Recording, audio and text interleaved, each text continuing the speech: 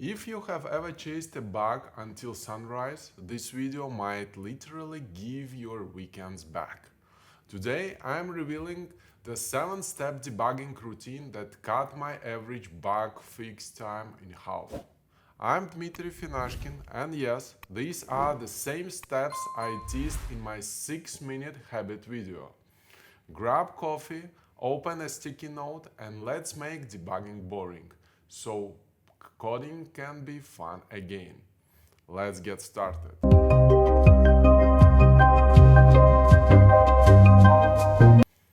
Most developers debug ad hoc, poke, print, pray.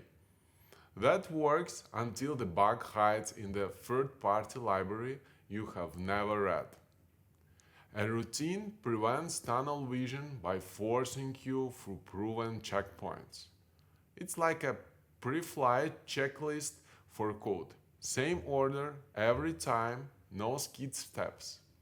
After 6 months of using mine, my mean time to fix fell from 4 hours to 90 minutes. Here are the 7 steps. We'll unpack each in detail. Step number 1, replicate. Step 2, minimal case. Step 3, hypothesis. Step 4, strategic logging. Step 5, state inspection. Step number 6, rubber duck review. And step number 7, root cause journal. Okay? So step 1, replicate.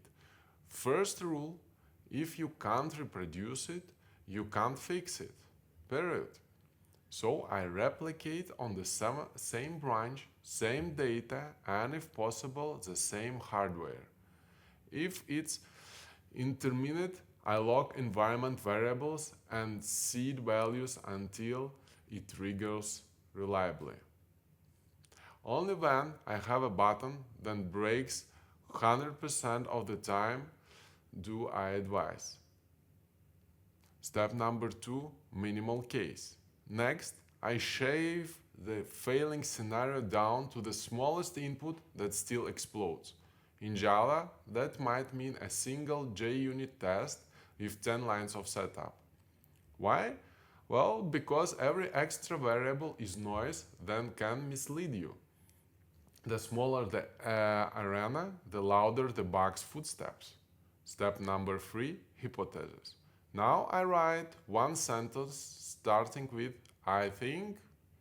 Example, I think that null pointer comes from lazy loaded entity X after a failed transaction.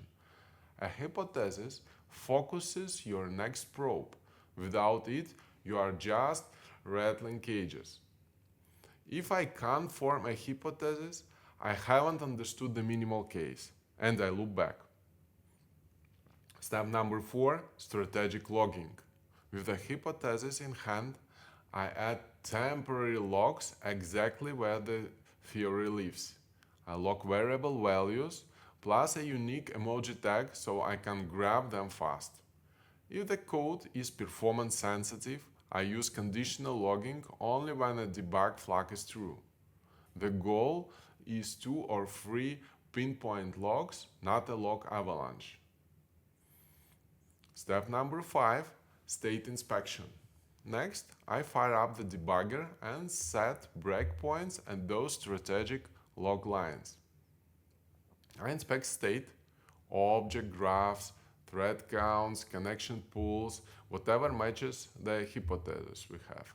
I keep a notepad, expected versus actual pairs. Mismatches are breadcrumbs. If everything matches expectations, hypothesis is wrong. So loop back to step number 3.